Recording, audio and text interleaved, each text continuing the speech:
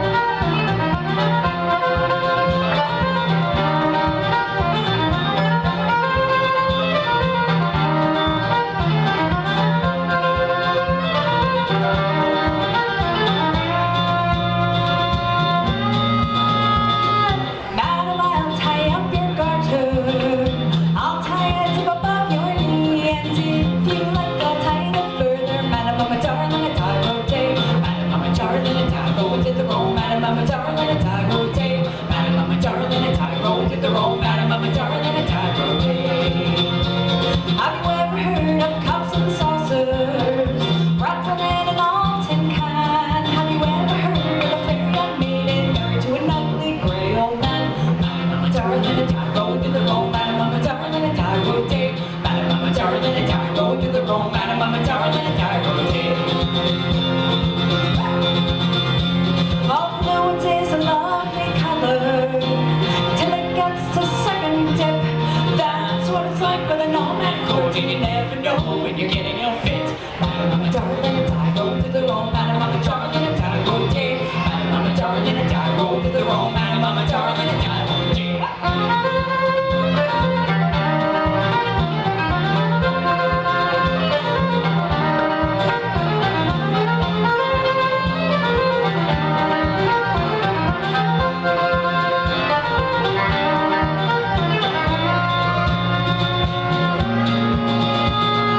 Madam, you've got gold and silver.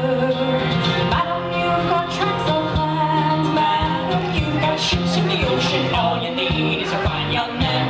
Madam, mama, darling, a tie roll to the roll. Madam, mama, darling, a tie rotate. Madam, mama, darling, a tie roll to the roll. Madam, mama, darling, a tie rotate. Madam, mama, darling, a tie roll to the roll. Madam, mama, darling, a tie rotate. Madam, mama, darling, a tie roll to the roll. Madam, mama, darling, a tie rotate.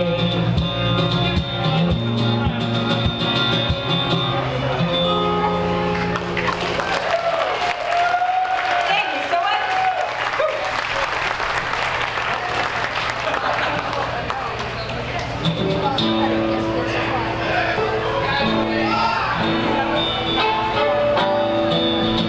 If there's any dancers out here who want to do some reels with us, dancers, they're welcome to come out for this set of tunes. This is a fast set of reels. First two were written by a Chicago fiddler named Liz Carroll, and the last one was written by a Canadian woman named Amy Can, who representing the Canadians up here. So here we go. This is called Sevens.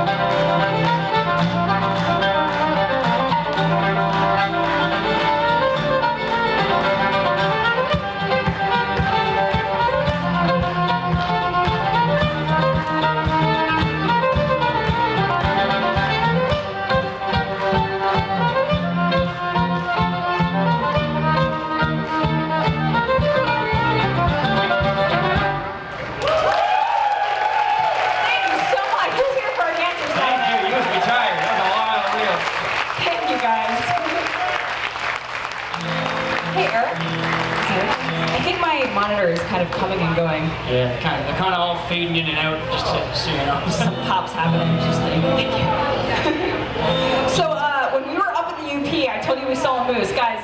It was like my lifelong dream to see a moose in the wild, like to the point of like unhealthy obsession. Like all I was watching at home was moose videos. It's like all I was doing. I was like writing an email to a booker, like trying to get gigs, and then like in between I would like reward myself with moose videos. And so I've been wanting to do this for so long, and so we finally went to the UP, and I told the audience there, we were at the Hiawatha Music Co-op, if anyone knows them. And In Marquette. yeah, Marquette, cool town. So we were playing for them, and I mentioned to the audience, I was like, guys, I really hope I see a moose while I'm here. This is this is why we're here, guys, besides playing for you, of course. And there was a gentleman at our show who was not even there to see us. He was there to hang up flyers for another show. And he overheard me say this, and he stuck around to the end of our show.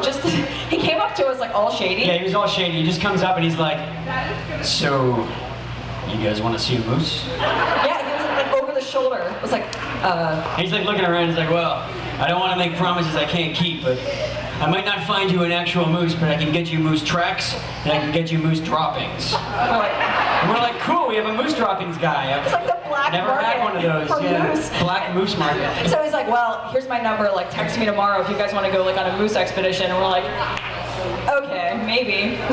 And so we went to bed, we woke up the next day, we didn't have a whole lot going on, so I was like, you know what, just text that guy and like see what the deal is. We texted him, and we figured we'd like follow him in our car. We like, thought he just knew a spot along the highway with a lot of moose sightings. or like a lake or something. Yeah. Instead, we pulled over at a gas station, and he goes, all right, guys, get in the back of my car.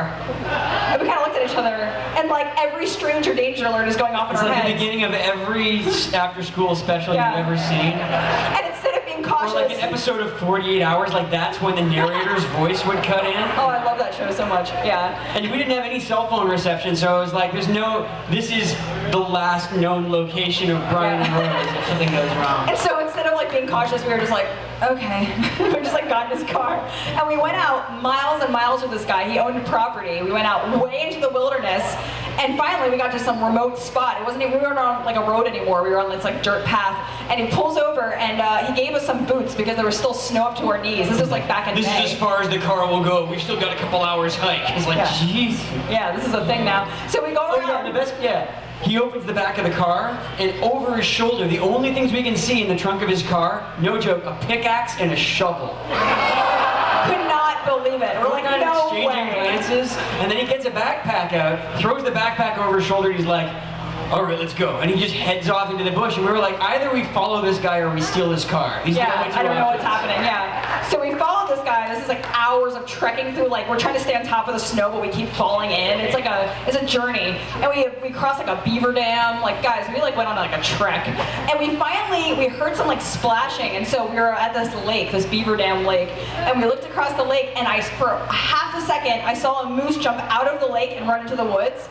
And so I like started freaking out and happy. We I was felt so good happy. because it's like, okay, there are actually moose here, so part of this guy's story checks out. Yeah. If this is a setup, it's a high effort setup. Yeah, for real. And the best part was, so like, we're like, okay, well, this guy's obviously probably not going to kill us at this point, or maybe he was just waiting until we saw the moose. I don't know. Yeah. But we start heading back, and as we're going back, we go back a different way, and we go through like an old school bus graveyard. There's On big his school property? buses. Yeah. There's like And 6 school buses, and they were like hoarder homes. They were Yes. like packed to the ceiling with graffiti everywhere. doll heads and clown masks, Yeah. and like, I don't know what the deal It was a horror movie. It was really terrifying. And so we're walking through, and I'm like tripping. I'm literally tripping over barbed wire. I'm like, oh my god. So I like asked the guy, I was like, so what's with like the school buses here? And no joke, he goes, well, that's a story for another day, you guys. I can't get into that right now. I was like, but I was so happy at that moment because I was like, oh my god, there's gonna be another day. I was so happy. I was like, yes, we passed. And So we saw yeah, a moose. I guess we just charmed him. The best part is, to this day, we don't know what was in the backpack because he never opened it. No, It was we'll like never a tarp and tape or something, I don't know. But he never got anything out of the backpack. He just carried it off into the woods and then back again, so. Oh my god. Yeah. UP's a trippy place, guys. Beautiful though. Beautiful, but you guys are safer down here, I think. We're gonna do a song from our newest album off March Through Storms. This is called Snake Oil.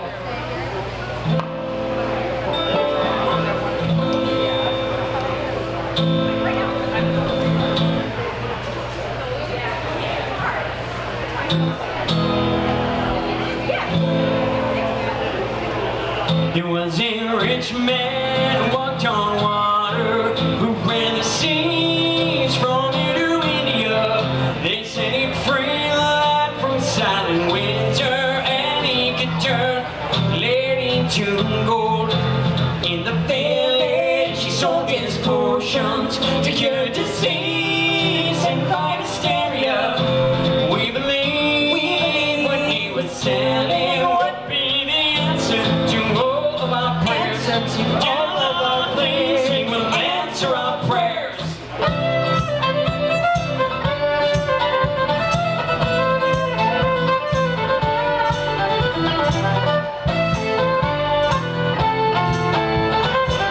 And in the village, the wells were empty. We sweat all day, but nothing grew. And as our bodies baked under our harvest sun, we would wait for salvation to come. But the rich man, he just kept preaching about the world just beyond our walls. We'd been deceived, we'd demanding how could he be the answer to all of our prayers? How could this man answer all of our prayers?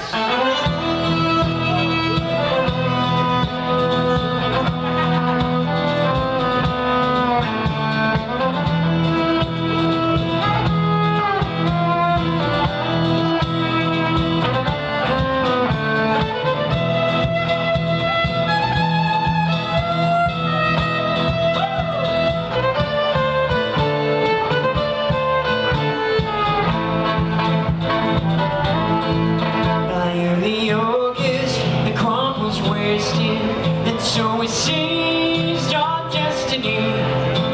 And we dragged him to a barren riverbed where we lashed him secure to a tree. And in the morning, the heavens opened, the rain came down, he was washed away, and we were free. We believed no noble powerless, we'd answered all of our prayers.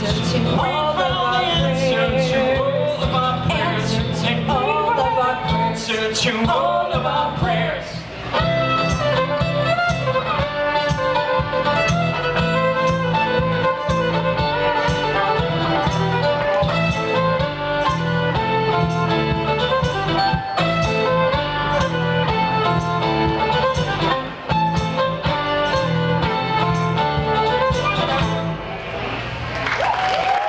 Thank you very much. We were lucky enough to go tour down in New Mexico recently. It was our second time down there. Are there any New Mexico people here? Any fans of New Mexico? Isn't it awesome? I feel like it's one of the more underrated states. We shouldn't tell too many people about it. It's like, it'll be our secret here. It's one of the coolest places we've ever been. And we did a tour of 5 days down there. All 5 days were fantastic. And we only kind of hit a snag on the very last day. We did a few days in Albuquerque. We were up in Los Alamos. We went to Santa Fe. And then we went down to a tiny little town about an hour and 15 minutes south of Albuquerque called Socorro. Does anyone know where that is? It's a very small town. Do you? It's a tiny little town, yeah. And we drove in there, we played a house concert. It was fantastic. Everyone was super nice and welcoming. It was a great show. And when we were finished, we ended up staying in town at a little B&B. And we were talking to the woman who was like running the B&B. She lived directly next door to where we were staying. And it was like, she was just like the coolest woman. She was like this old woman, and she had built this house herself and was like telling us how she laid the tile, and she was just like super inspiring and amazing. So we were talking to her until like midnight. And eventually she's like, well, I'm gonna go to bed. So she leaves, and Brad and I get in bed, we're exhausted, and we go immediately to sleep, and about 3:15, Brian wakes me up with a tap on my shoulder and goes, don't freak out, which is never a good way to wake up.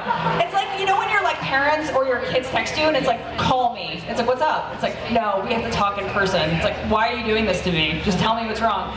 So it was like, okay, don't freak out. And I was like, what? He's like, okay, I felt something on my arm, but like, I'm sure. Well, you gotta understand my mental calculus. I was like, either I wake Rose up right now and tell her I felt something crawling on me, or I run the risk of something crawling on Rose waking her up, which is gonna be way worse.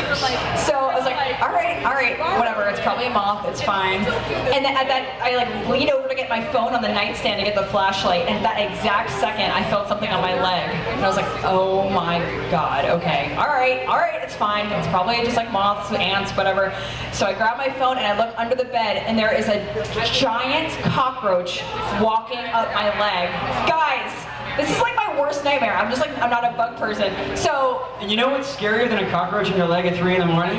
A cockroach lit by cell phone flashlight, projecting like an 8-foot cockroach shadow on the wall. that's true. That was even worse.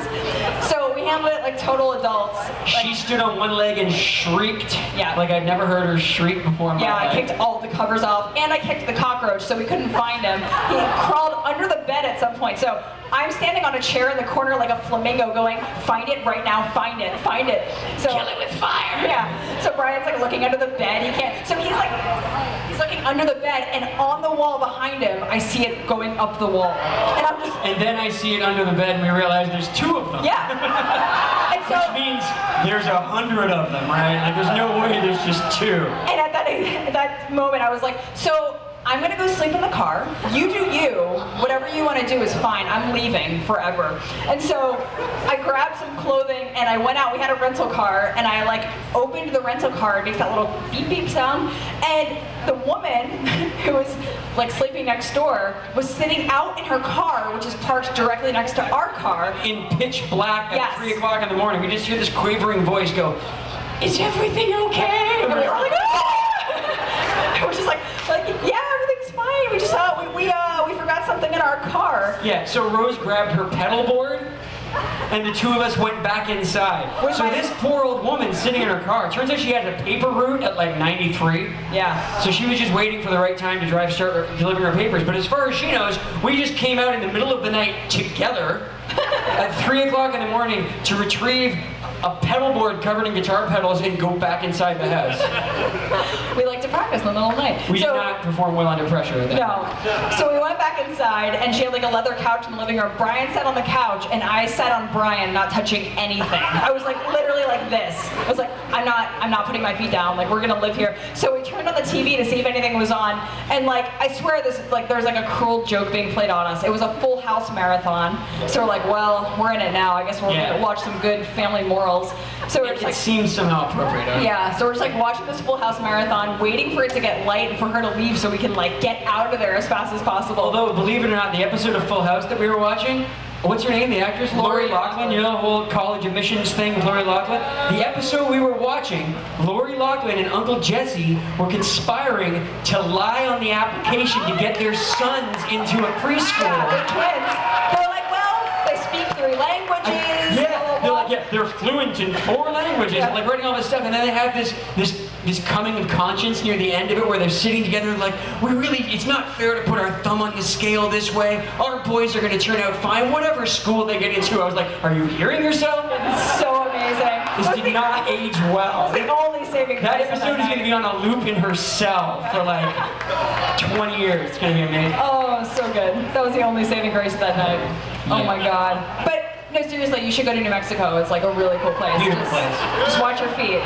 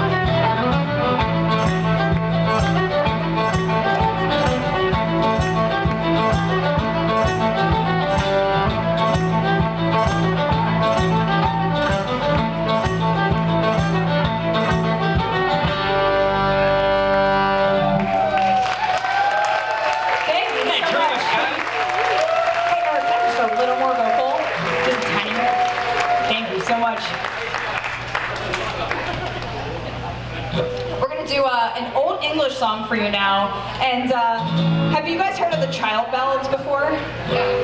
Anybody? All right. We have one child right there. So there's a guy So by for the those of you who don't know, Julia Child wrote a bunch of ballads back in the 1970s, and they're really influential. Julia Child. You're not allowed to write the history books. That's a complete lie. So there was a guy by the name of Child who collected all these ballads a couple of hundred years ago, and they don't really know why he collected the ballads he did, but they had really dark themes. It was like murder and jealousy and rage and suicide and It was all those- basically like the 1700s version of My Chemical Romance. Yeah. When I was a young man, my father took me into That's the such a city. specific joke. I can't even. I stop know, it. nobody gets this joke. I do. I like Couple? it. All right. He liked it. This is just for you. So this is a song called Lord Randall. It's also known as Poison Peas. And we're going to let you guys count the number of deaths. The death toll is actually not that bad in this song. There's other ones that are way worse. You can also sing along with us at the end if you're feeling really ambitious and you feel like letting your voices out. The only word you need to know is ah. So Yeah. once you pick up on the melody, You we can't do it mess it 4 up. times. You just gotta ah along with us, okay?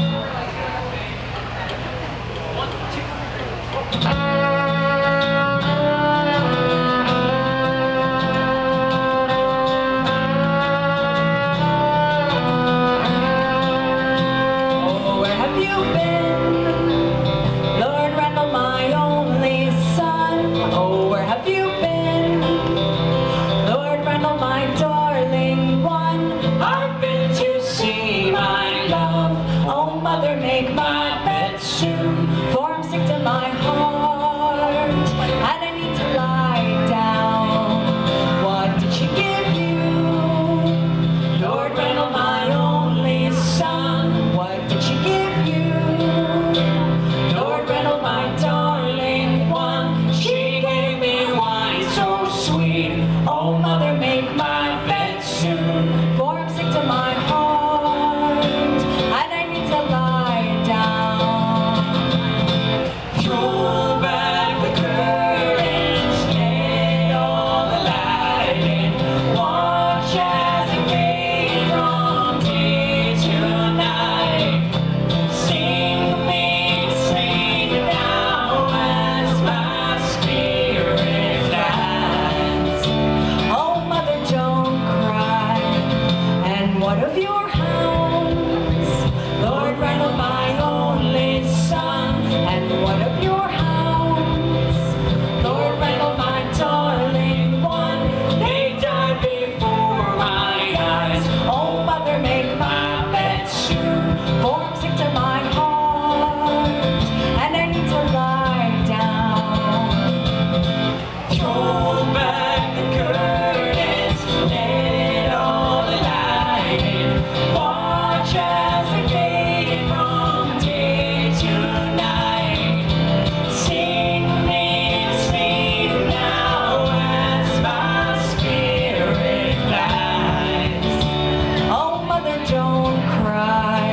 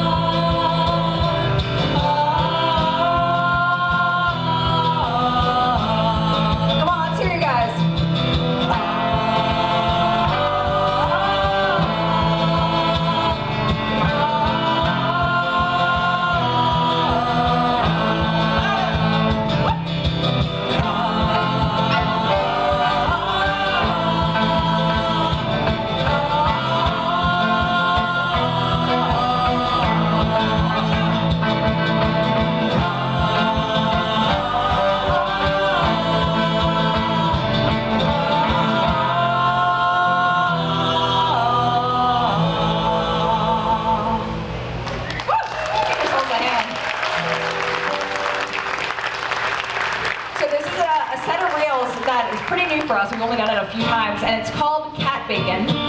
And I swear it's not as bad as it sounds. So the story behind this tune is, a couple months ago, I was lying in bed. I was very, very depressed, and I couldn't bring myself to get out of bed that day. I was just so miserable. And Brian was trying to cheer me up, and he brought me a plate of eggs, and like, we're both vegetarian, but he brought me like vegetarian bacon, and he put it down next to me on the pillow, and I couldn't eat. I couldn't do anything, so I just went to sleep. On a plate.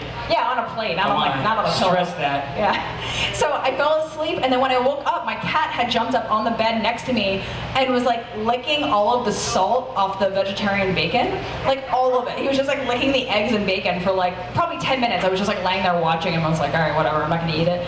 And I fell asleep again, and then when I woke up, the plate was gone. So I was like, that's weird. So I finally got myself to get out of bed and just like find out where the plate went, and I looked around the corner in the hallway, and Brian was sitting in his studio eating it. And I like lost my mind. She burst out laughing so hard, she was crying and she couldn't breathe. And because she couldn't breathe, she also couldn't talk. So she couldn't tell me to stop eating the bacon. So I'm just sitting there looking at her like, honey, what's going on? What's so funny? Eating the bacon. And she's crying, laughing, staring at me, and I'm finishing off the bacon and licking my lips. Yeah. And finally I finished the bacon. She catches her breath. She's like, the cat was licking that bacon for like 10 minutes. Anyway, it brought me out of my depression. It was Yeah. like the greatest thing that I'd ever seen at that point in my life. So Cat bacon therapy. thanks for being there. So we named this tune Cat Bacon.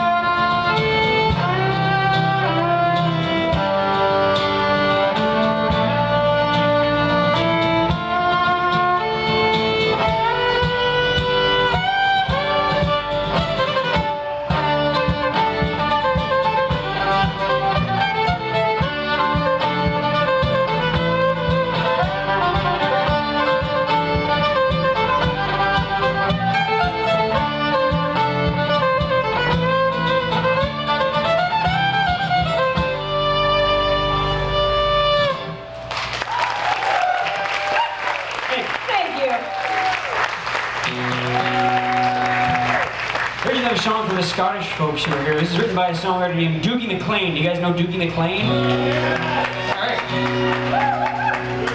A friend of ours down in Florida sent us a video of Doogie singing this song, and we fell in love with it. So this is our version.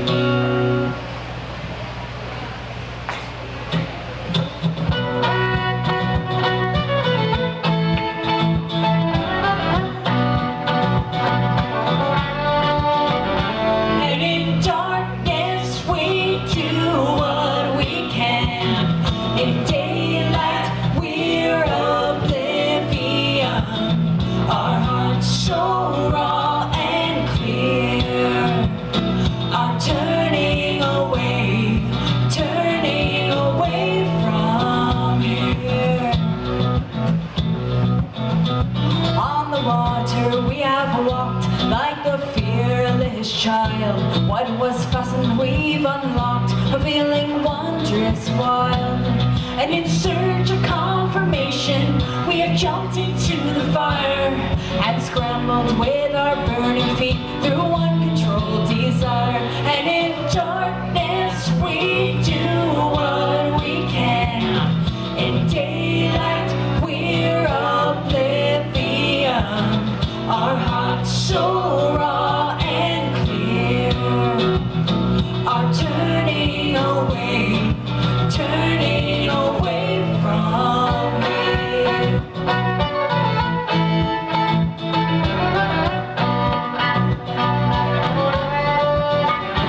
There's a well upon the hill from our ancient past, where an age is standing still, holding strong and fast. And there's those that try to tame it and carve it into stone, but words cannot extinguish it, however hard they're thrown. And in darkness we do what we can. In daylight we're oblivion. Our hearts so raw and clear are turning away from here.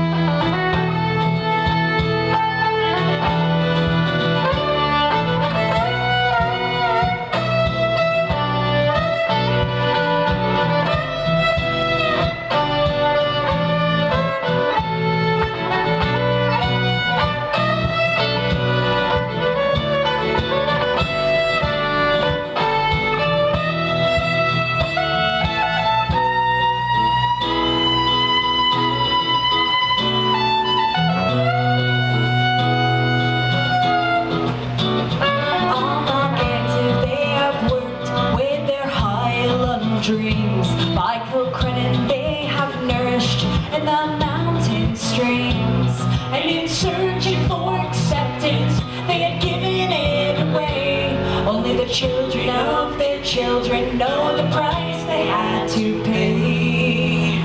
And in darkness we do what we can.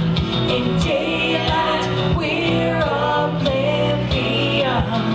Our hearts so raw and clear are turning away, and in darkness we do what we can. In daylight we're oblivion. Our hearts so raw and clear are turning away, turning away from here.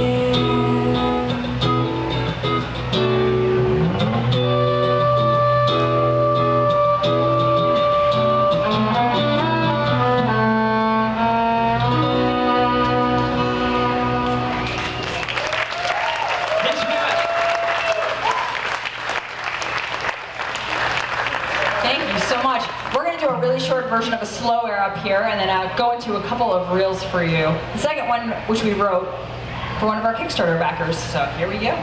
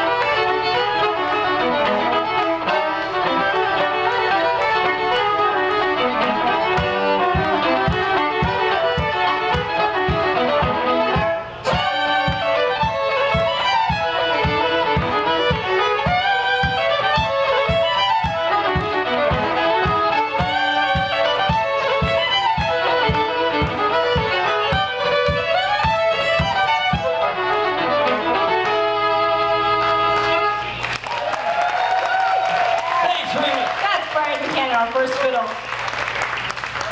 Well, we got a couple more for you guys. Thank you so much for having us here. This has been awesome. Thanks to Paul for having us, and Bill over there, the MC, and Eric over there on sound doing an amazing job. Thanks so much, man. If you're interested, we do have albums for sale back there. We're the part where the really colorful shirts hanging up back there on the left. So we'll be hanging out there after the show. Come say hi to us, and yeah, got a few more for you guys. This is something completely different, so let's roll with it.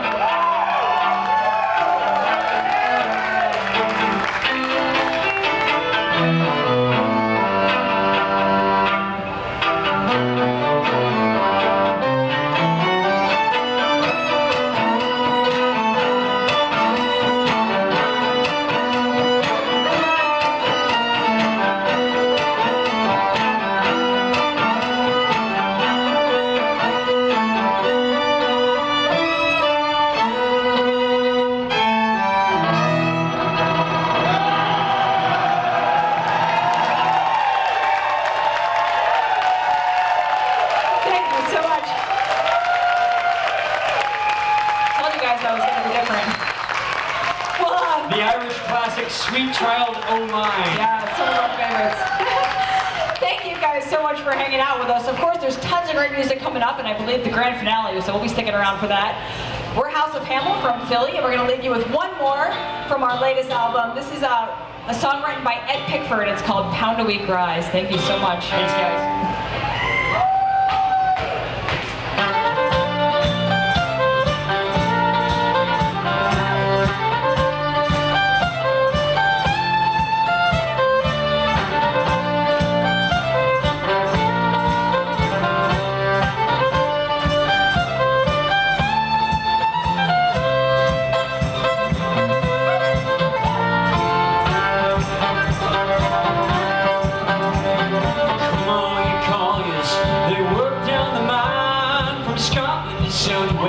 From cheese down the tide, and I'll sing you a song of a pound a week rise and the men who are fooled by the government's lies. And it's down you go, down below, Jack, when you never see the sky, and you're working in a dungeon for a pound a week rise. In 1960, just a few years ago, the mine workers leaders to Lord Rubens did go, saying we were very hard, and every day there is gone.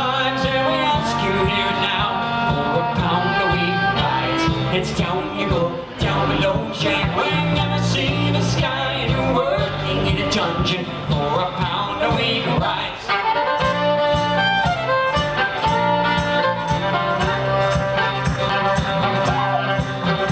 The unspoken Lord Rubens, and he made this decree: when the output rises, then with you I will agree to raise up all your wages, to give you fair pay. Once a miner, and I worked hard in my day. It's down you go, down below, Jack, when you never see the sky, and you're working in a dungeon for a pound a week rise.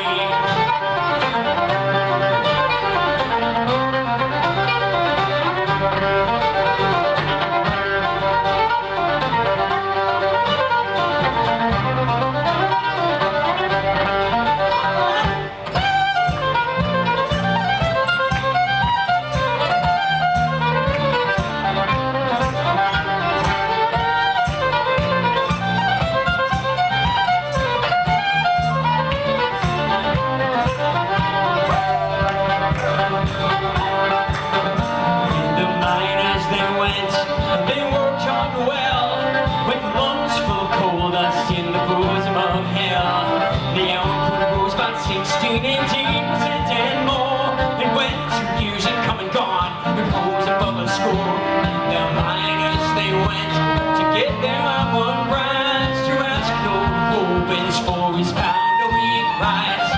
Rubens wouldn't give a pound, he wouldn't give 10 bob, he gave them 7 and 6 and said, get back to your jobs.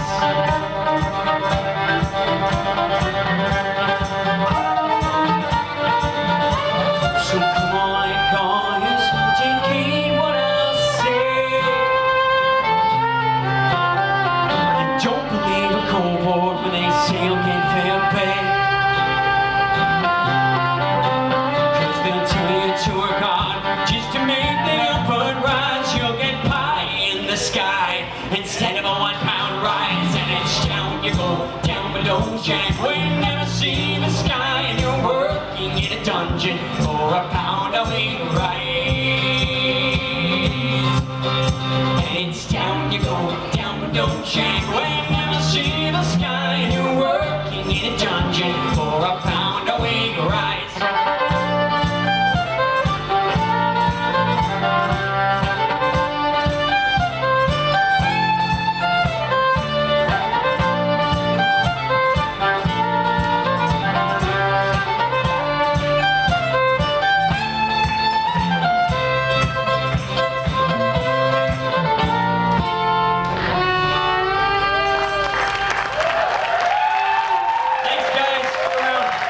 We'll see you again real soon. Cheers, guys.